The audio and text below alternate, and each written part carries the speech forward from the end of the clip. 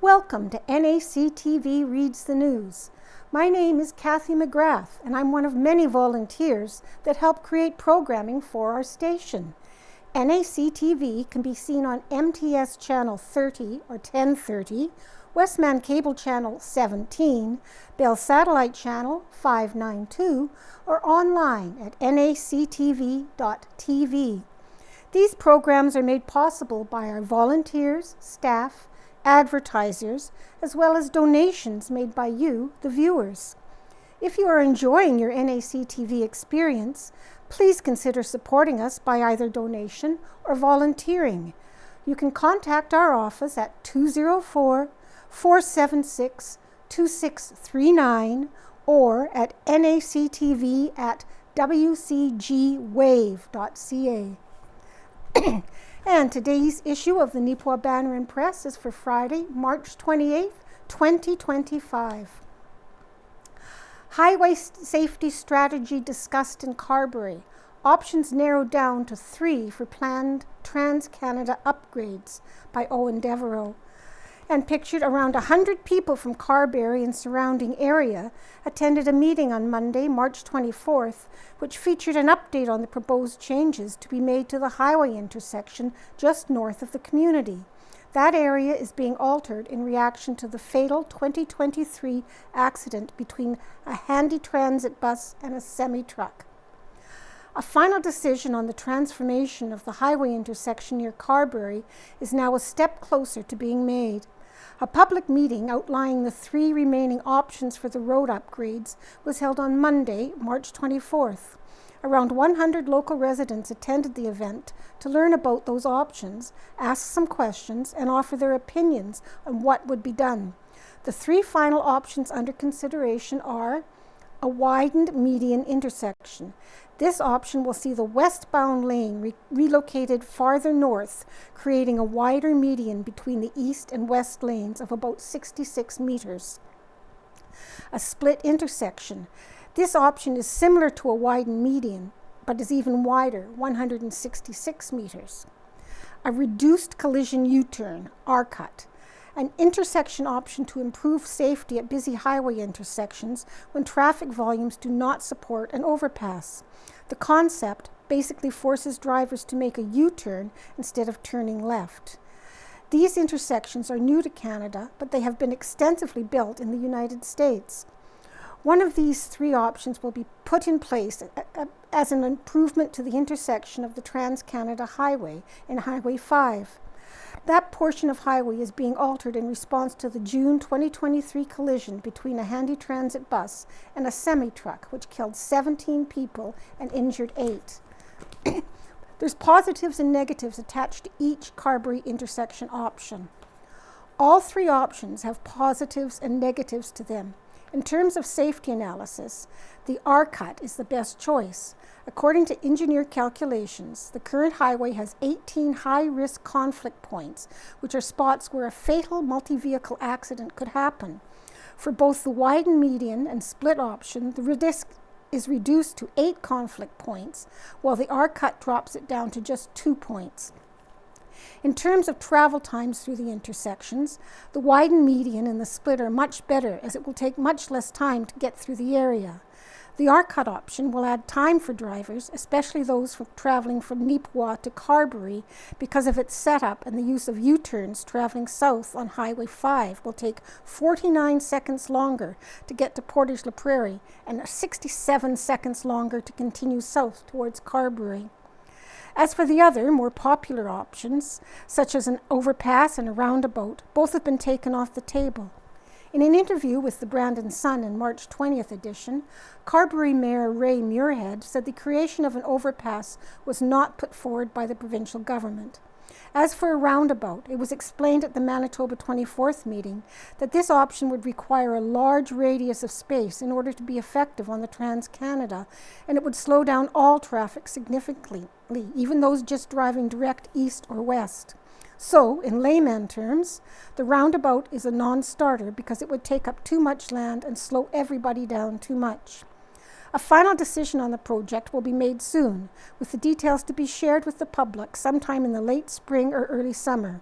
The province has committed $12 million to the redesign, with construction expected to proceed in early 2026 and traffic availability set for the fall.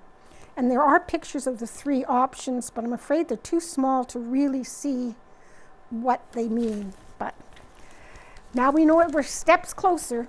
And continuing, Touchwood Park receives a Rec Award. Pictured above, Lane Wilson of Recreation Manitoba, with those accepting the award on behalf of Touchwood Park. Touchwood Park representatives are Holly Pancrantz, Assistant Executive Director, Blake McCutcheon, Board President, and Jeff Braun, Vice President. And below is a closer look at the award. It's quite pretty. It's etched glass. It says Therapeutic Recreation Award of Excellence 2025, presented to Touchwood Park Association. The Recreation Manitoba 2025 awards ceremony took place on March 7th at the Hockey for All Centre in Winnipeg. Touchwood Park Association, Inc. is proud to be the recipient of the Therapeutic Recreation Award of Excellence for 2025. This award recognizes and honors a professional or organization who has made a significant contribution in the field of therapeutic recreation within the province of Manitoba. Touchwood Park Association, Inc. was recognized for their services available to adults living with an intellectual disability, as well as for the recently built accessible playground that is available for the community to enjoy. And polling out on all the stops. 45th federal election is called. Canadian citizens are gearing up to head to the polls as current Prime Minister Mark Carney has called a snap election. The primary day of polling takes place on Monday, April 28th. Currently, in the Riding Mountain electoral district, 2 candidates have signed up to run.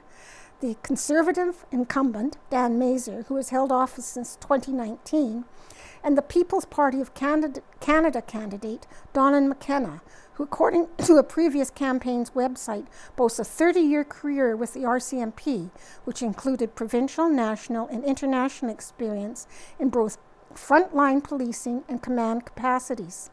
Local candidates for the other federal parties have not yet been announced. And careless grease disposal continues in Neepawa, and pictured, the town of Neepawa is fighting off a plague of grease items such as cooking oil are being wrongly dumped down sink and toilet drains, and it is costing the town of Neepawa thousands of dollars. The town is exploring the option of very heavy fines for homes that put fat, grease, or oil down the sewer.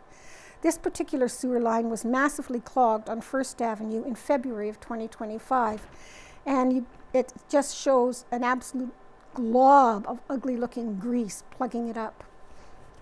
For just over 2 years, the town of Neepawa has tried, ever so nicely, to plead with people to stop with the improper disposal of grease into the sewer and drainage systems. Those pleas, however, continue to fall upon deaf ears. So, it may finally be time for Neepawa to stop being nice. The manager of operations, Cathy, recently informed town council of a ridiculous amount of grease being dumped down the drain by residential houses. Saket elaborated that the latest incident, which occurred at homes along 1st Avenue, featured abnormal, unhealthy amounts of grease. We've narrowed it down, the issue, to 3 houses that could be responsible for this, he said, adding, it's likely that it's not all 3 houses that were responsible, so potentially it's one house that plugged an 8-inch pipe. That's ridiculous.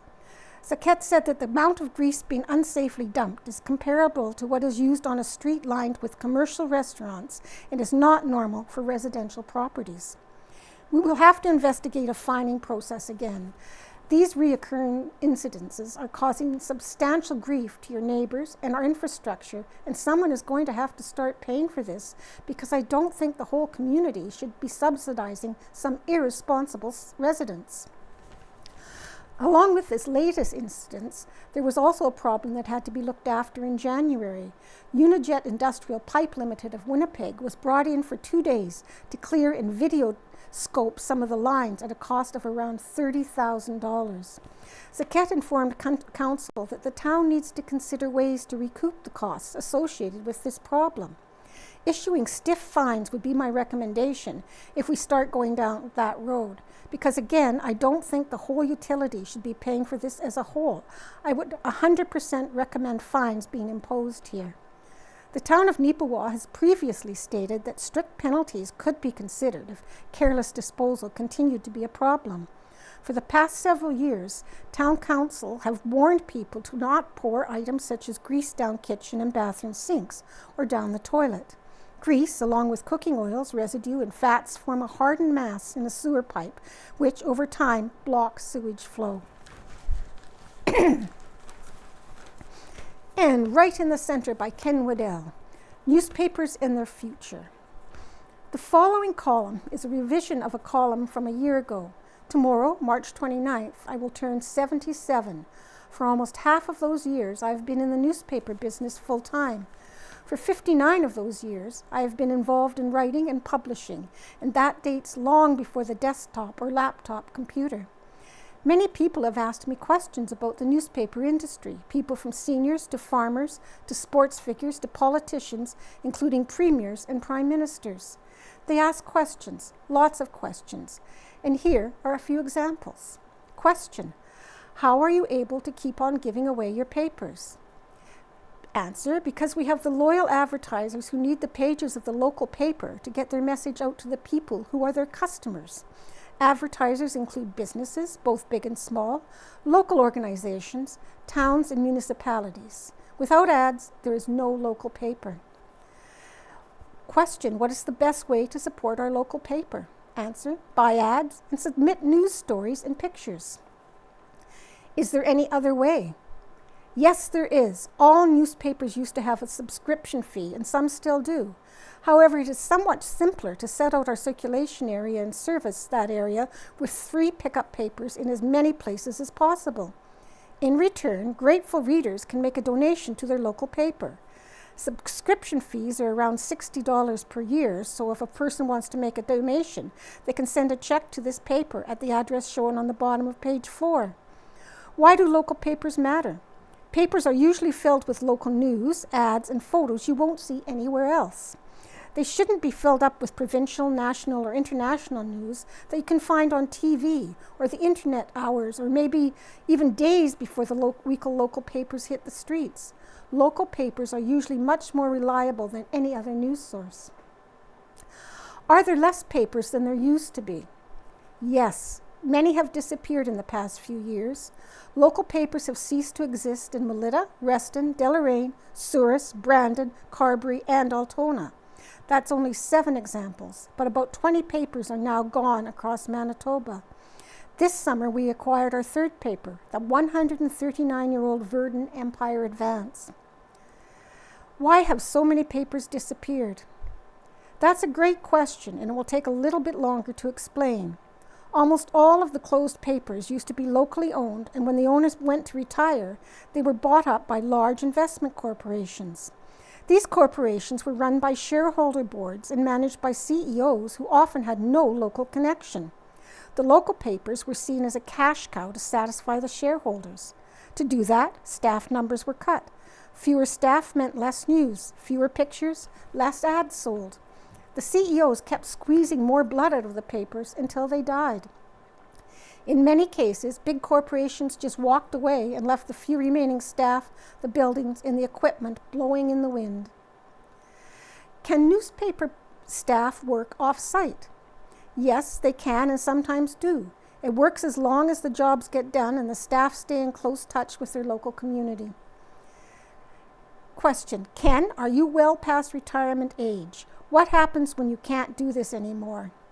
Answer: we have excellent staff and they can do a lot without my presence or involvement. We have 2 sons who stick pretty close by in case the old man can't do the work anymore. We have put that theory to test a few times when I've been hospitalized in the past. Contingency plans are underway, but I am currently in very good health and plan to work until God says to stop. Thank you, and may God bless you and yours. Home Buddies by Rita Friesen. Life lessons learned around the family table. Our family group was sitting in one of our favorite restaurants. Our ages spanned the 4 generations, and once again I was thankful and elated that I got to spend time with my grands and great-grands. The age span right now is me at 79 and the youngest at almost 4. 4! They know that great-grand loves them to pieces but doesn't put up with their misbehavior. And again, thankfully, neither do their parents. This particular day, the youngest great-grand noticed that Dad had only 1 onion ring left and asked to have it. Of course the little one could. And then the almost 6-year-old noticed the transaction and politely asked for a bite. Great-grand, the youngest, without making eye contact, methodically chewed through the entire ring. As an observer, I had anticipated at least a bite left for the other. Nope. Bite by bite, chew by chew, that onion ring was consumed. Not surprising, the almost 6-year-old had a minor meltdown, head on the table, and a few tears slipped out. All in all, it was well handled by almost everyone, and just moments later, the younger ran out of dip. We adults all know that fries or nuggets cannot be eaten without dip. Great-grand the elder had extra dip. Politely, the younger asked if the older to share. No surprise that after being denied of even a bite of an onion ring, the answer was no. The adults supported both the grieving and the aggrieved, and in just a second the elder reached over and shared her dip. Actions were applauded, thank yous all around the table, and peace reigned. I am impressed with the parenting my grands offered to their children. The rules are the same if Auntie says something. Uncle, our parent, they stand united, and this is where I delight in being proud of them. Yes, but also the great-grand. I can get away with sneaking some food off their plates so there isn't as much for them to get through. I can make the trip to the counter for the extra ice cream. I can tease and love and enjoy them all without too much responsibility. To be fair, the other day, one of the mothers asked their child if they needed a walk down the hall with great-grand. The bold one looked at me and said, "Sure." So I'm rather an empty threat. There are so many delights I get to re-experience with this youngest generation. I get to read The Monster at the End of the Book with Grover's voice. That's the 3rd go-round. The Legos are back out, and this time my dog isn't trying to eat them. I still won't color pictures, not with crayons or markers. I don't draw either, but their work and pictures adorn my fridge. I get to play hide and seek, paper dolls, the same one their mothers played with, and share so much love. One thing I have always stressed with little people, don't make them give hugs if they don't want to. Say please and thank you, absolutely. It's taken a while, but I've earned hugs. And Faithfully Yours by Neil Stroshine. Walking the road of betrayal. We call them backstabbers, people who make you think they are your most loyal friends, but who are actually looking for information on your personal life that they can share with your enemies, who will then use that information to destroy you. Those who can go through life without ever being forced to deal with such a person are blessed indeed. Sadly, there are some, and their numbers seem to be growing, who are not so lucky.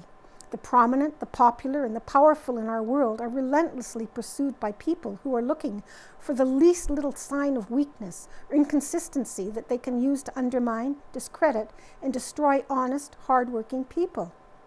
If you are dealing with such a person in your life right now, let me assure you that you are not alone. Jesus had someone like that in his group of disciples. We met him last week, Judas Iscariot, the teen treasurer, whose recent thefts from the treasury helped pay for some land he was buying. Stealing from his friends was bad enough, but Judas also went to the Jewish religious leaders and asked them how much they would pay him to betray Jesus into their hands. They offered him 30 silver coins, and he accepted the offer. From that point on, Judas looked for its opportunities to betray Jesus into the hands of his enemies. That opportunity came the night Judas learned that Jesus knew all about the backroom deal he had made with the religious leaders. Jesus' words said it all. "Judas, what are you going to do? Do quickly." Judas left the room where he, Jesus, and his disciples had just shared a meal. He had something to do. The others made their way to a quiet spot in the Garden of Gethsemane. Jesus had come there often to sit quietly, to think, to meditate, and most of all, to speak with his heavenly Father. Judas had been there too many times, so he knew where to bring those who were looking for Jesus. His method of betrayal was despicable and deceptive. He gave Jesus the customary greeting, a kiss on both cheeks, and said, "Hail, Master." If he had done this today, Judas might have shaken Jesus' hand and said, "Master, long time no see." Jesus looked at him and shook his head. Judas, he said, is this how you betray your master, with a kiss? The other disciples were just as surprised. They said nothing, but the looks on their faces revealed their thoughts. Judas, how could you? The soldiers came, arrested Jesus, and took him away. The rest of the disciples ran out of the garden as fast as they could. Judas, his dirty deed done, disappeared. Within a few hours, he took his own life. Jesus was left alone to walk the road of betrayal, a road that ended at the cross where he died to atone for the sins of all humanity. One of the sins for which he died was Judas's sin of betraying his master.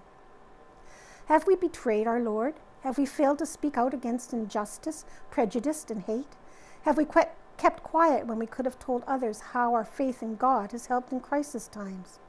Jesus died to atone for these misdeeds. We don't have to let guilt kill us like it killed Judas.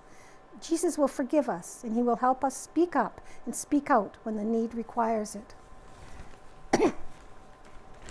And the Gladstone Cattle Market Report from Tyler Slowinski. Spring is in the air. The geese and crows are back, and many calving operations are in full swing, producing the next calf crop to market. The futures have been at a standstill or slightly negative to start the week of trade-off, but it didn't seem to have much effect on the market. Supply and demand is definitely holding the bottom of this cattle market in place. The lighter end of the cattle seems to be more so under pressure as opposed to the heavier cattle, which all hinges around the future marketing forecast. Many cattle are being processed and tested and headed south before the next wave of tariff threats are upon us, driving high demands on certain weight breaks that are headed across the line. A fewer numbers of cattle trade, we start to see shortages in the market, driving up the prices in certain areas of the market. The market traded with mixed feelings, I thought. On Tuesday, March 25th, it was stronger in some spots and softer in others. Cattle that will be fit for grass or breeding are selling very strong. We saw a very impressive set of cattle on Tuesday in very good quality. The first cut cattle are selling strong. Most of the feeder cattle sold very strong throughout Tuesday's market. Second and third cut cattle are definitely seeing big discounts. If they don't fit the orders, they are soon sorted from the packages. The cattle are still in demand, and I expect to see supply start to run short as we get closer to spring and sanding cattle to grass. We sold 1,435 head of cattle through the ring in Gladstone on March 25th. Cows and bulls sold with steady averages. Feeding-type cows and heiferettes are still selling stronger than yielding cows. Yielding cows still traded with stability from 178 to 190, looking like strong demands. Feeding-type cows are ranging between 191 to 205. Bulls traded slightly softer, ranging between 218 to 237. All classes of cattle sold well. Plainer-type cattle are still being discounted.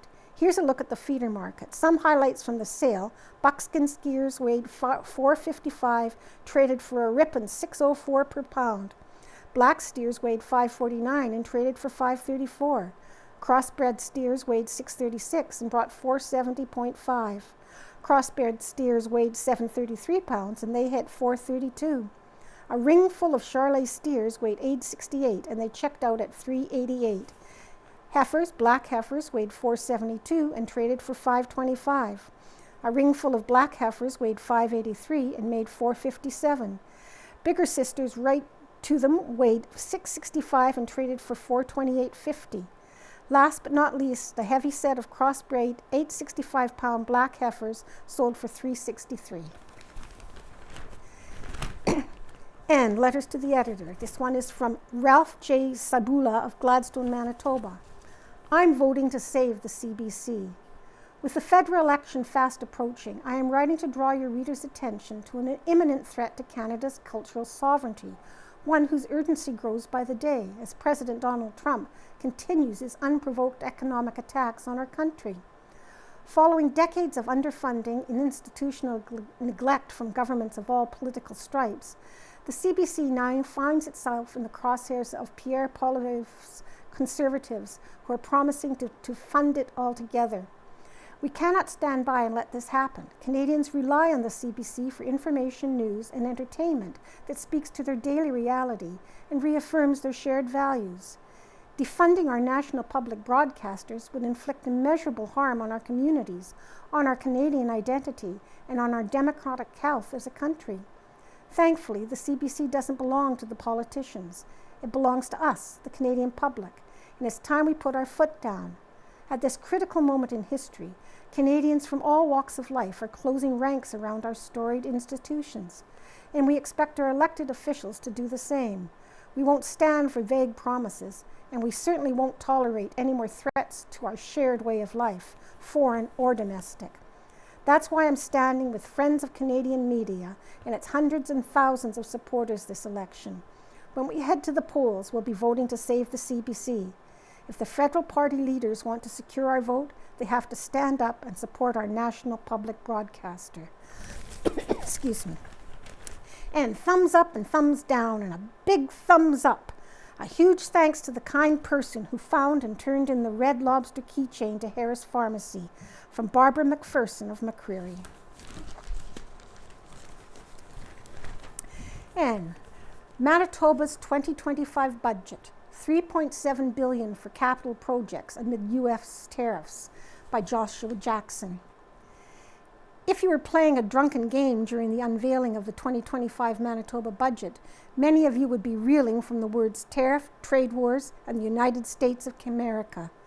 That was the tone of the budget unveiled last week as NDP Finance Minister Adrian Sala promised the largest capital investment in Manitoba's history to grow the economy, protect jobs, and continue the government's commitments to rebuild health care and lower costs for Manitobans. Within the budget, tariffs were mentioned 69 times, the United States of America 7 times, and trade 88 times, although some of those mentions were not in the context of trade with the U.S. and China. This budget comes at a critical time in Manitoba's history, and it rises to the occasion with a historic investment in capital projects, said the finance minister in a press release. We didn't start this trade war, but we are not backing down. We are building one Manitoba. Budget 2025 boasts a record $3.7 billion in capital projects, while promising to balance the books by 2027. A new school for Neepawa in a few years. During the announcement, the government pledged 4 new kindergarten to grade 8 schools to be erected starting this year, with the remaining 7 schools to follow in the next 2 years. 2 schools will be built in Brandon, 1 in West St. Paul, a new school in St. Anne, and 6 new schools in Winnipeg. Finally, a new high school will be coming to Neepawa. A new school was first announced by the former Progressive Conservative government a few years ago as part of a public-private partnership in 2023, before the funding model was axed by the NDP. Also, in the education portion of the budget, up to $124 million was set aside for new daycare creation, $67 million in school funding, a nearly 4% increase over the previous year, and makes their universal school food program permanent. More money, more problems for municipalities.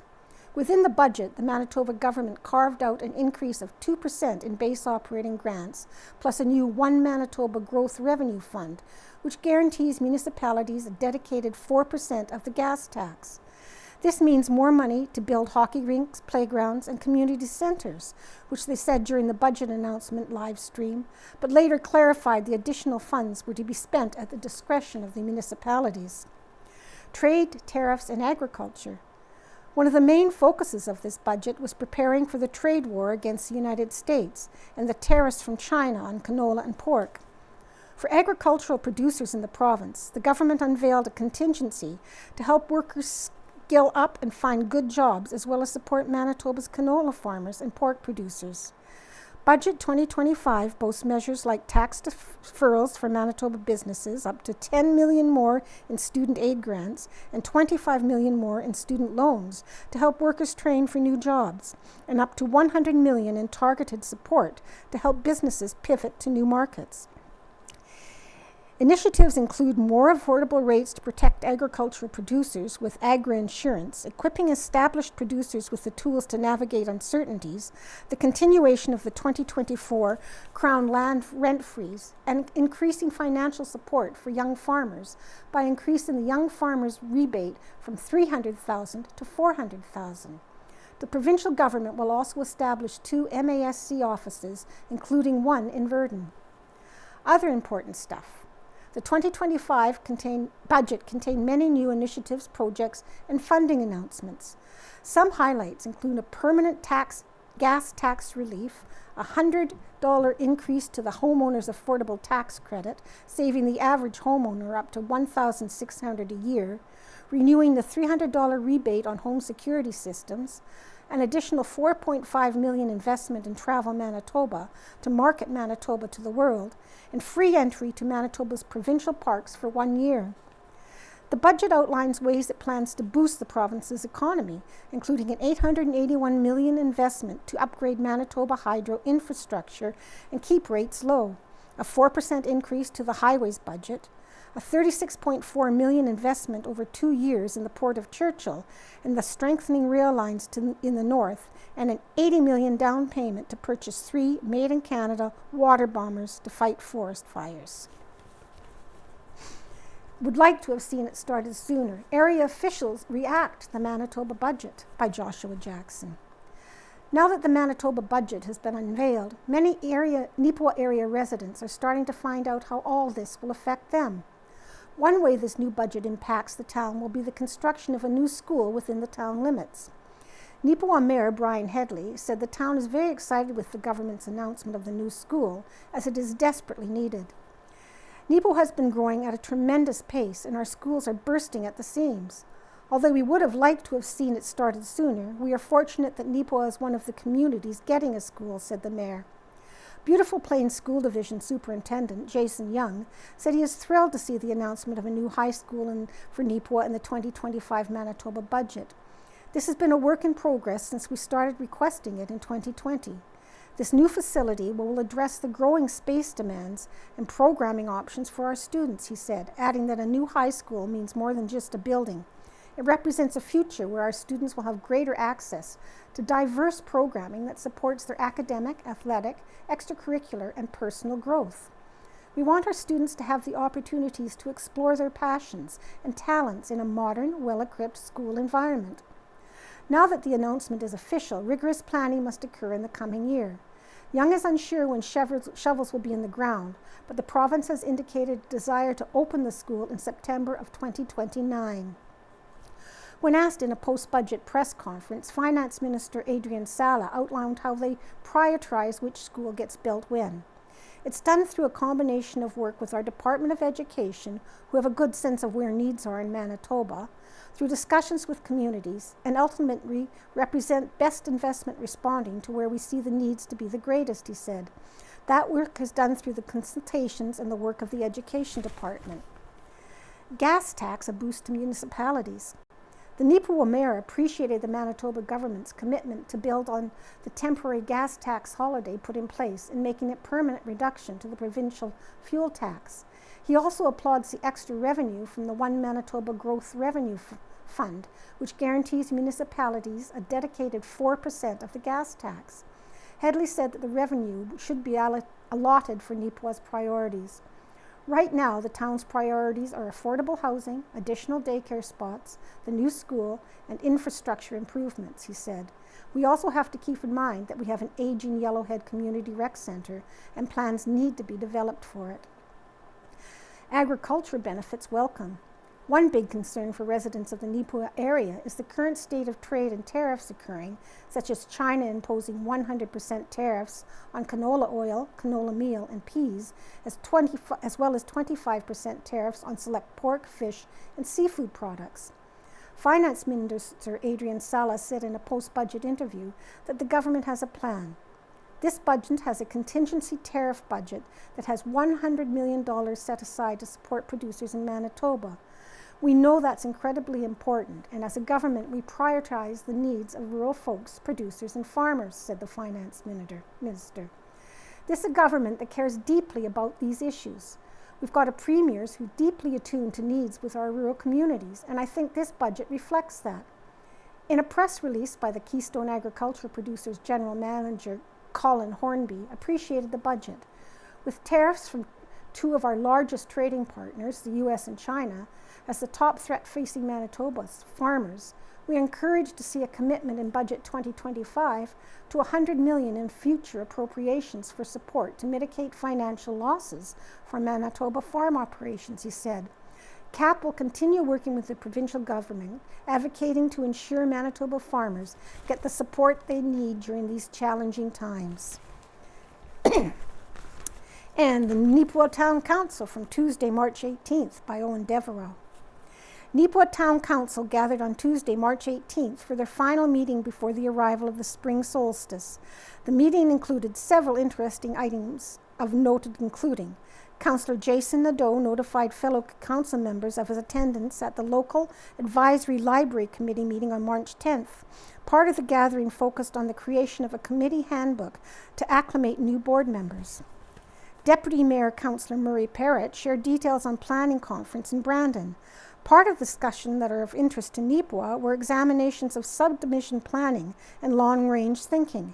Parrott said there was some very valuable information to be taken from the event.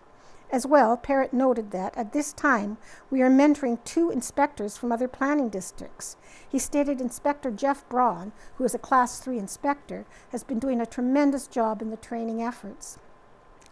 Councillor Gerald Gerard stated that the Finance Committee has held another meeting in relation to the town's upcoming budget. He said we are tasked with some large infrastructure requirements that are top of mind. As well, he said there have been some very active conversations related to road repairs. Jared expects the details of the new budget should be made public very soon. Miscellaneous items. Manager of Operations Denise Aket noted that the partial dig of the Hamilton Street expansion has concluded. Some initial pothole patching has started and will continue weather permitting. In a correspondence to the town of Neepawa, the Municipal and Northern Relations Department of Manitoba has sent clarification on the governance of the Beautiful Plains County Courthouse building. The town, along with the RMs of Rosedale and North Cypress Langford, are all equal partners in the building. After a review of the Buildings Act, it was stated that any expenses and rent shall be divided amongst municipalities based on the extent of their interest in the building. In other words, each of the 3 municipalities bear a 1/3 share in the building equally. Neepawa has agreed as an MOU in relation to its responsibilities of maintenance of a portion of the Rossburn Subdivision Trail Association. Neepawa, along with Minnedosa, Carberry, Minto-O'Donnell, Elton, and North Cypress Langford, are formally requesting that province examine capital upgrades to Provincial Road 466. That road is the main hauling road to Evergreen Environmental Technologies, which is used by all their above listed municipalities and features an excessive amount of large vehicles crossing it.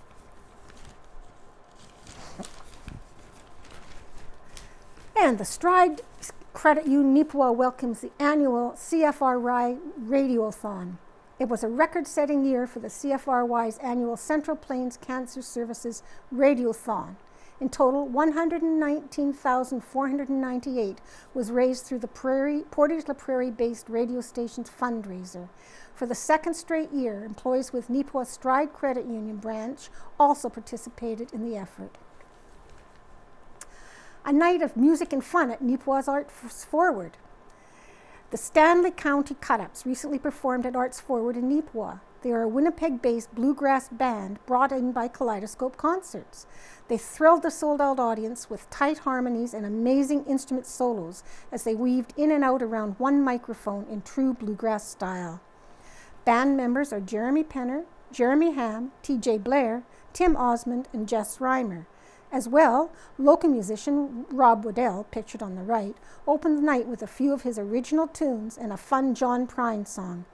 The next Kaleidoscope concert is on April 12th and features jazz and blues singer Nadia Douglas. Fitness and Friendship by the Mile, or Kilometer, by Owen Devereaux.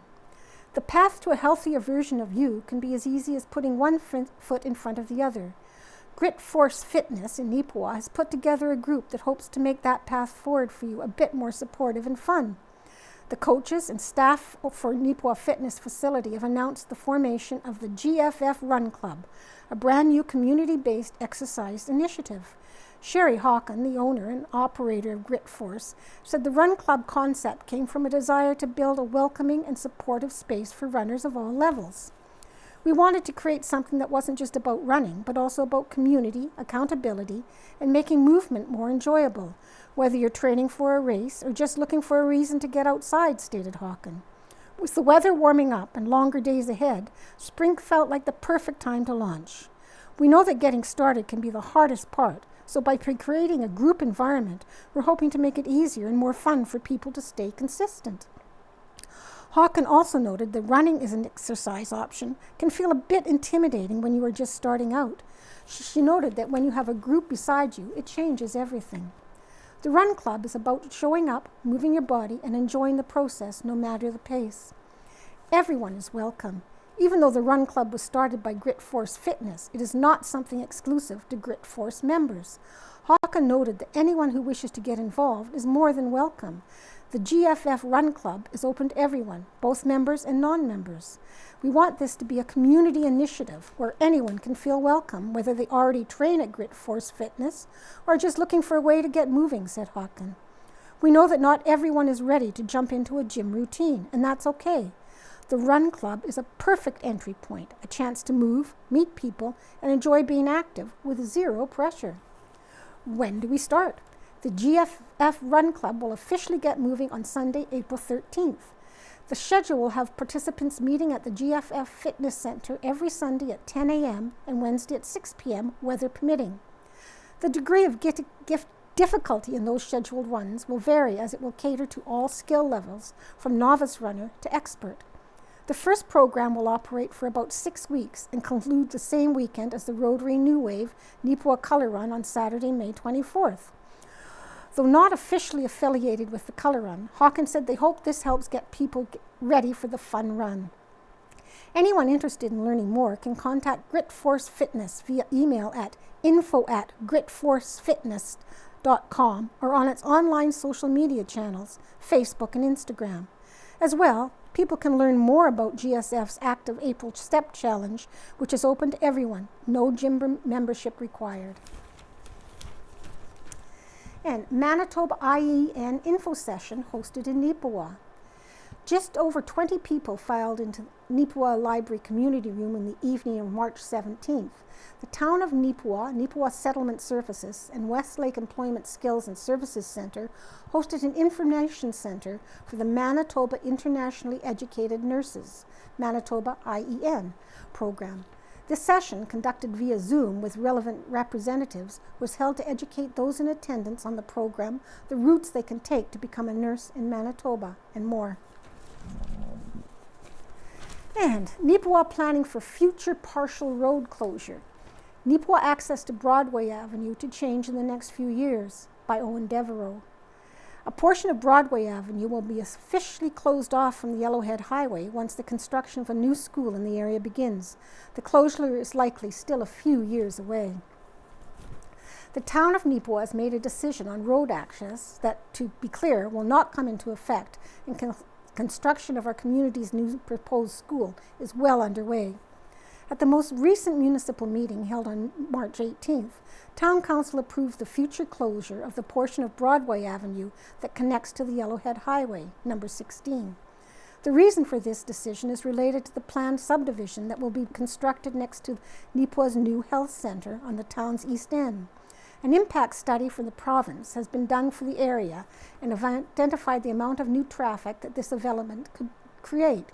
So, based on the information contained in that traffic impact study, it was very clear that the potential addition of the new school in proximity to the new regional hospital will not only increase the density and type of traffic, but increase the risk to public safety east of Neepawa, explained Chief Administrative Officer Colleen Sinchishan. The width of the White Mud River Bridge and the existing location of Broadway Avenue access that currently sits with the PTH 16 and for number 5's intersection functional area fails to meet the standards of safety. In other words, with the expected significant increase in traffic in the area due to the subdivision, it is simply too small a space for multiple road accesses to the highway. A similar change to access had to be made for Crocus Drive along the former CN property several years ago. Council reviewed the recommendations from the provincial study and approved the future closure. It should be noted that the closure of the section of Broadway does not mean the area will be cut off, as new access will be created for the proposed subdivision, including the extension of Hamilton. And once again, this closure is not happening immediately. It will occur once the new proposed high school in Neepawa has been finalized and construction has begun. This change is still a ways away. And Neepawa sets water sewer priorities for 2025 by Owen Devereaux. It's time once again for the town of Neepawa to organize its annual wish list for water and sewer upgrades. Every spring, the Manitoba Water Services Board, MWSB, asks rural municipalities to prioritize a list of local projects they'd like technical and financial assistance with within the next 5 years. Those lists are then reviewed by the Crown Corporation, and funding or other supports are distributed annually to a few of these projects.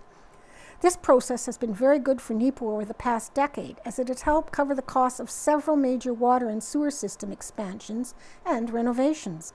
For 2025, the town has decided that its priorities are focused on what is known locally as Project 320.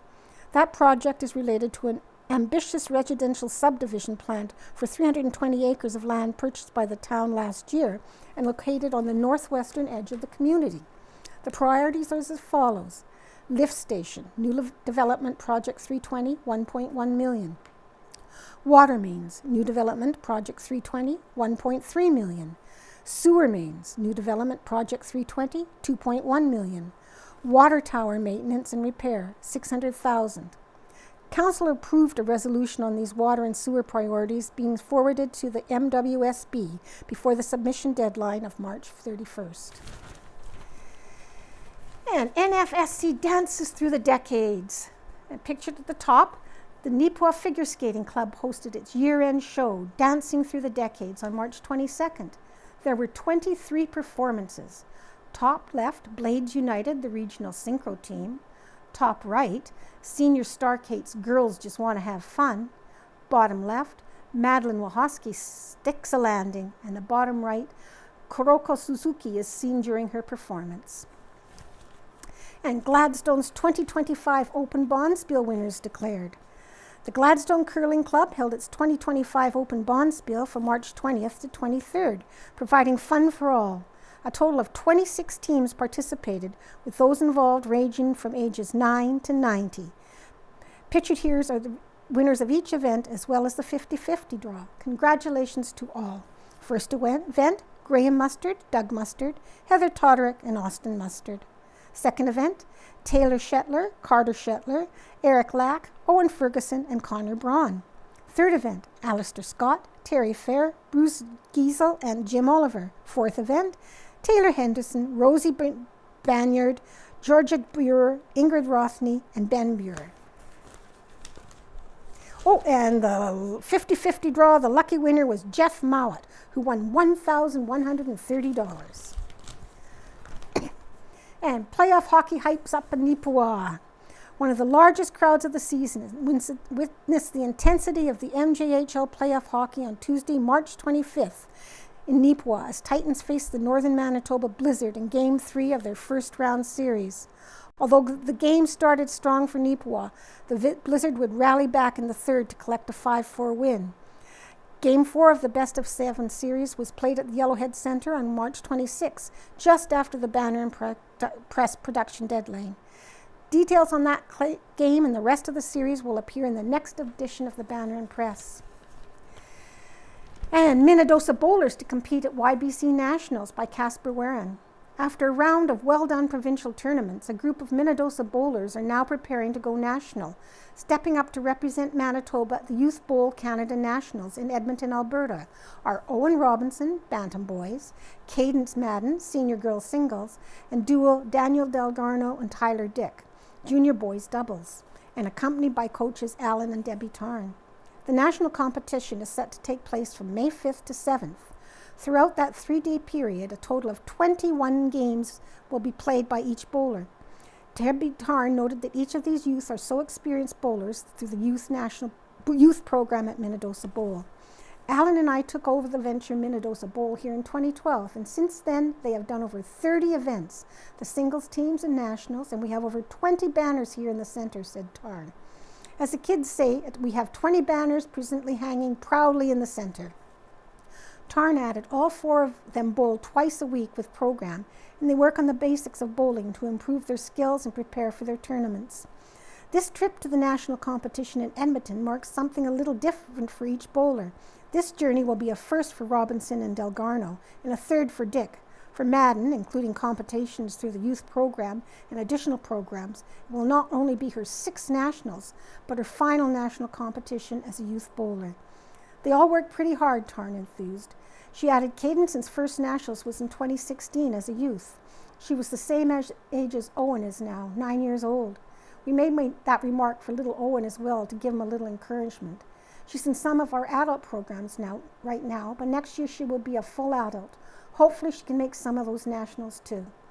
As the date for making the trip out to Alberta steadily draws nearer, there is some nervousness, but evident excitement as well. Our first 2-timers are starting to get nervous and starting to anticipate it, so the other 2 bowlers have been starting to support them and letting them know what it's like there and how it is to do it. Everybody helps. Tarn also made note of the great environment present at the competition, stating, they meet lots of people. Cadence, for example, has been friends with some of them right from the start, because you can meet kids right across Canada as well as the adults. It's actually a great bonding time for them all. And even when we are there, if I am busy with Cadence on one end and I can't be with Owen, another coach that's there with their kids steps in and helps. Everybody helps each other. In her final comments, Karn shared some excitement from hers and her husband's perspectives as coaches. We are very proud. Our whole youth program, everybody's averages have just gone up, and not just 10 pins, some of them have gone up 20, 30, or 40 pins since they've started, said Tarn. So we really can't express it in words, and we're really excited to be going along on this journey with them. And the Neepawa based pickleball clinic's a smashing success. Over 2 weekends in March, 40 athletes from Neepawa, Gladstone, and McCreary attended pickleball clinics with certified coach Jackie Jacobson from Brandon. These clinics were hosted by the Neepawa Pickleball Association. Coach Jackie is a strong proponent of the sport. I love to promote pickleball in all forms, whether it's through word of mouth, learn to play clinics, skills clinics, tournaments, or just general play. It's especially exciting when a small town embraces the sport the way the Neepawa has. Participants attended skill-level specific clinics, which range from beginner to advanced. Maggie Maybon said, I learned so much from Coach Jackie. I can't wait to get on the court and use my no skills. According to Val Jarama, these clinics reinforce that sport is easy to learn, but difficult to master. There's always something to work on. For those who missed the clinic, but would like to learn the sport, the Neepawa Pickleball Association offers a beginner's hour at the First Baptist Church on Thursday from 12 p.m. to 1 p.m. until mid-May. A few experienced players are on hand to provide instruction for those new to the sport. There is a $5 drop-in fee, and paddles are available for use. If you can't make it out midday, contact the club through the Neepawa Pickleball Association Facebook page to see if other times might be available. Further information about Beginner's Hour and other club activities can also be found on the Facebook page. And a submitted letter. Recent land sales have RM of McCreary rate members concerned. Editors note the following letter was submitted by a group of concerned RM of McCreary ratepayers. For over 60 years, the rural municipality of McCreary has held ownership of several quarter sections of land, a valuable public asset. However, recent actions by the RM Council have raised significant concerns among taxpayers about the fairness, transparency, and accountability in the management of these lands. On January 16th, the RM Council passed a resolution allowing leaseholders to privately purchase 2 quarter sections of land for the tax-assessed value plus 50%. This process bypassed fair and transparent mechanisms such as public auctions or open tenders, which would have given all RM taxpayers the opportunity to bid and ensured the municipality received fair market value for these properties. The transactions in question are Northwest 1915 West was sold for $53,550. Northeast 12-20-14 West was sold for $99,600.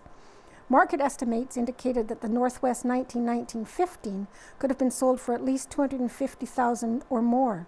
Northeast 12-20-14 could have been sold for $160,000. By choosing a private sale, the council appears to have prioritized the interests of specific individuals over the collective well-being of the municipality. The Municipal Act explicitly states that council members have a duty to consider the well-being and interests of the municipality as a whole and bring to council's attention any actions that would promote the well-being or interests of the municipality. Why would our elected officials feel that selling these RM assets substantially below the market value be beneficial to the well-being of the municipality as a whole? These sales appear to breach these responsibilities. As taxpayers, we are deeply concerned about the lack of due diligence and the significant financial loss incurred by the municipality, a loss borne by all residents. In the 2024 tax year, the municipality's mill rate had to be increased from 12.75 to 15.682 to cover increases in the operating costs. In a letter sent to all ratepayers, the RM of McCreary Council stated that their council vision and priorities, which contains a list of infrastructure improvements for the upcoming year.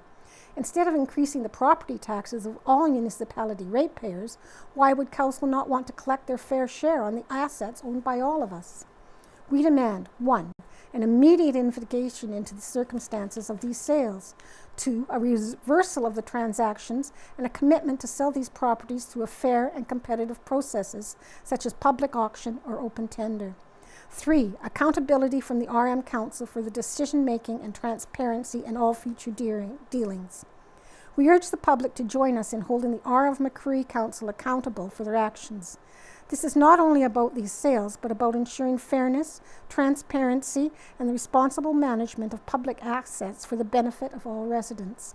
Together, we demand better governance and protect the interests of our community. Sincerely, a group of concerned ratepayers from the RM of McCreary. And Rotary District Governor-elect reflects on International Assembly. In pictured, Rotary District Governor-elect Wayne Jacobson represented the Neepawa Rotary Club at the Rotary International Assembly, which was held in Orlando, Florida last month by Joshua Jackson. The Neepawa Rotary Club was represented by the Rotary International Assembly, which was held in Orlando, Florida last month. Rotary District Governor-elect Wayne Jacobson and his wife Gwen Jacobson attended the conference and were thrilled to bring back a trove of information to share with the Neepawa Rotary Club. The purpose of the International Assembly is to train incoming district governors to prepare them for the upcoming year. During a Rotary Club meeting, Jacobson noted that around 1,300 people were in attendance to hear keynote speeches and guest speakers, along with different activities to promote kinship and connection amongst Rotarians. Each member in attendance was set up with a cohort of a different Rotary clubs worldwide to make friendship members wouldn't necessarily make. Jacobson was in a cohort with Rotary members from Brazil and England. Each night, a different activity or theme night was hosted for Rotarians to share camaraderie and connect. One night was Brazil night to celebrate President-elect Mario Cesar Martins de Camargo, he said. The whole assembly was a busy time, but enjoyable.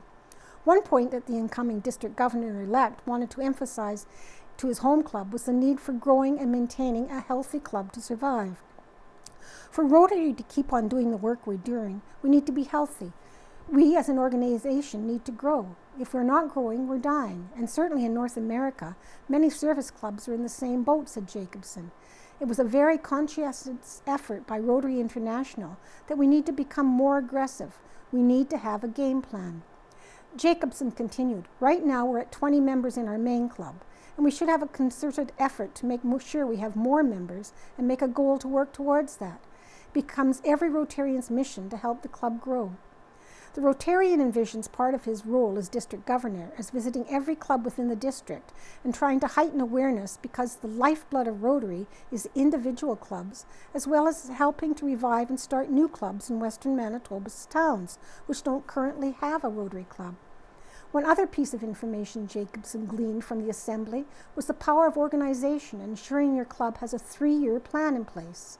Part of Rotary emphasized action statements to include how many members your club wants to have for the end of the year, how many members will participate in service projects by the end of the year, and how much money will we contribute to the Rotary's efforts, such as the Rotary Foundation and Rotary Foundation Polio Plus Fund. Jacobson was thoroughly impressed with the assembly and left the Rotary meeting with one last piece of information. I may have a minimal effect on other people throughout the world, but the Rotary Club gives you that avenue to make a difference, he said. And continuing on, as always, spring break brings farmers' news. And pictured on the front of the Farmer's Advocate, what is our second group of ladies at the Coulter Trail Farm near Kenton decided to start lambing recently. Pictured Mum Jenny and her baby Penny on the morning in Tuesday, March 18th. Mum and baby are Catadin hair sheep, a modern breed that grows a hair coat instead of wool. And Ducks Unlimited holds open house in Virden.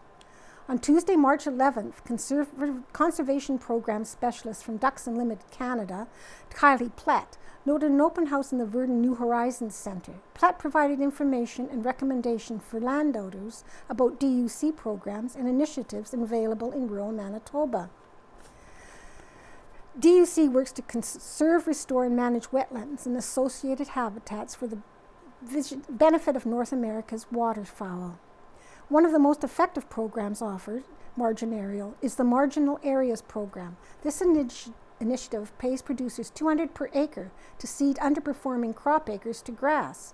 Essentially, a forest crop can reduce input costs, improve returns in saline areas, create buffer zone to meet herbicide guidelines, and out-compete kochia and foxtail barley.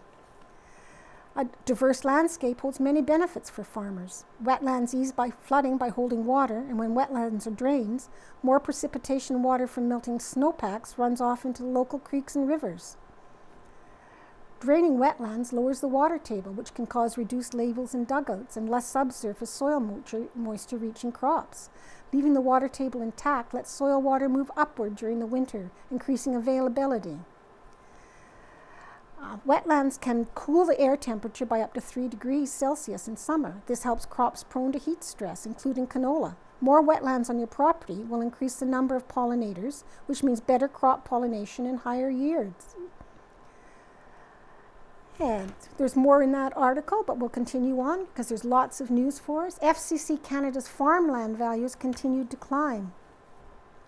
The average value of Canadian farmland continued to steadily climb in 2024, increasing by 9.3%, slightly less than the 11.5% increase reported in 2023. In Manitoba, average cultivated farmland values increased by 6.5% in 2024. This followed an 11.1% increase in 2023 and an 11.2% increase in 2022. It notes that a national trend of increasing farmland values for more than 30 years, and 2024 extends the streak. The overall trend reflects ongoing strength and demand for quality farmland. And Manitoba, it shows the annual change in cultivated farm values. 2015, 12.4%. 2016, 8.1. 2017, 5.0. 2018, 3.7. 2019, 4.0. 2020, 3.6. 2021, 9.9, 2022, 11.2, 2023, 11.1, and 2024, 6.5. So it shows a steady increase.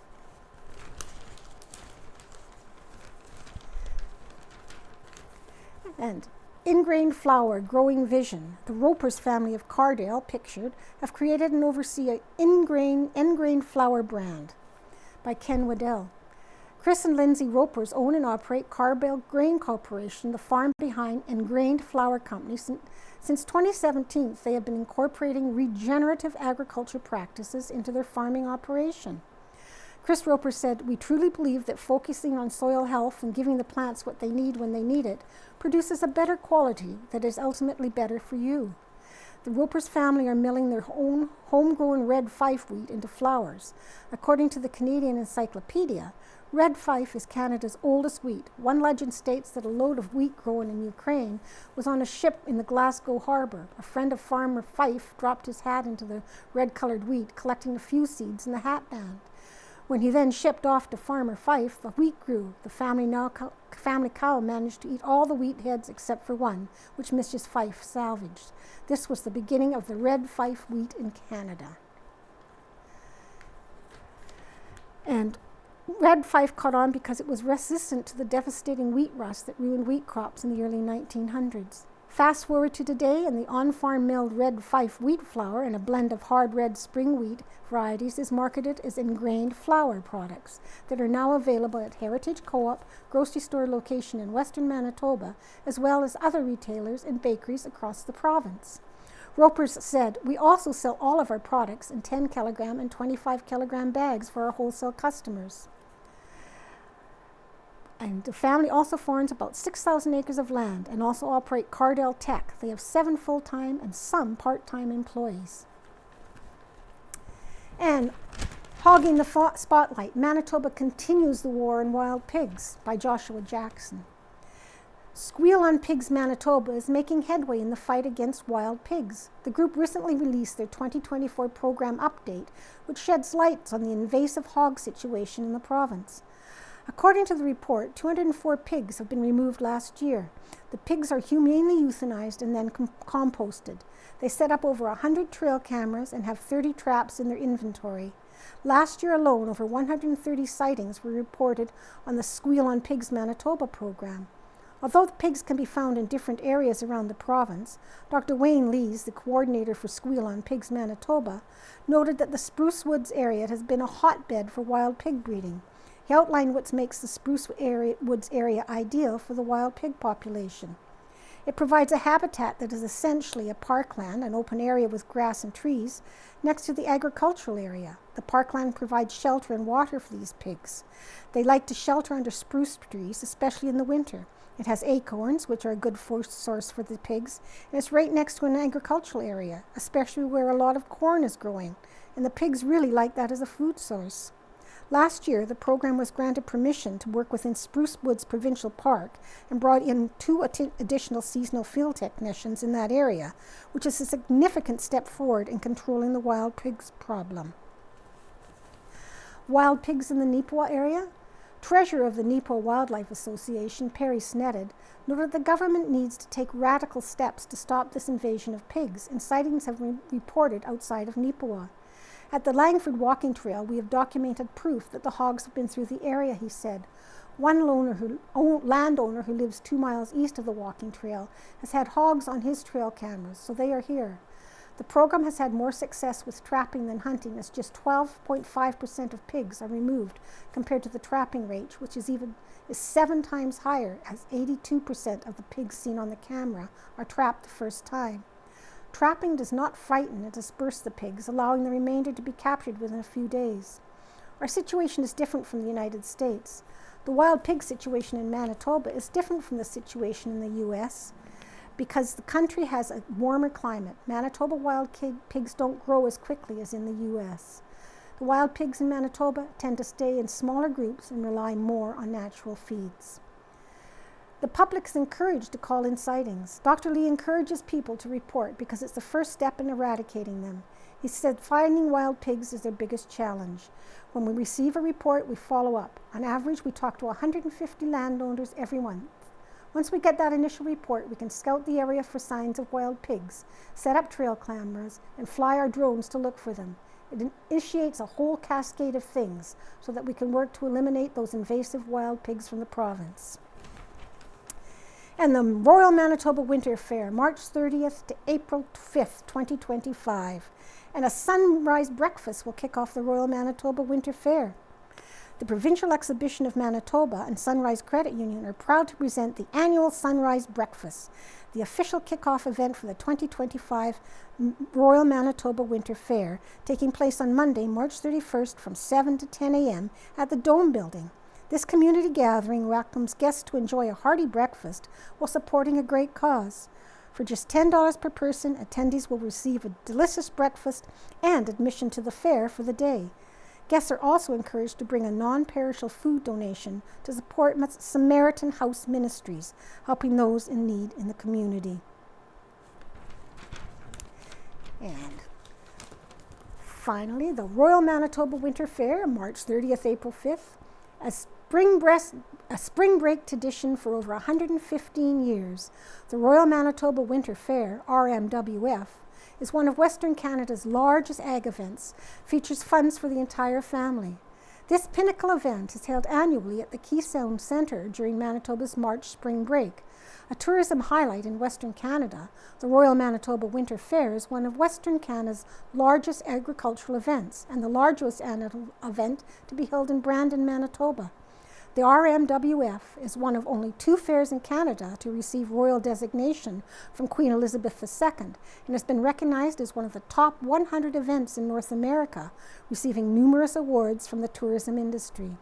At the Royal Manitoba Winter Fair, you can expect to see world-class show jumping, heavy horse competitions, livestock sales and displays, a quality hands-on agricultural education program, exceptional live entertainers, and over 300 commercial and agricultural exhibits, and much, much more.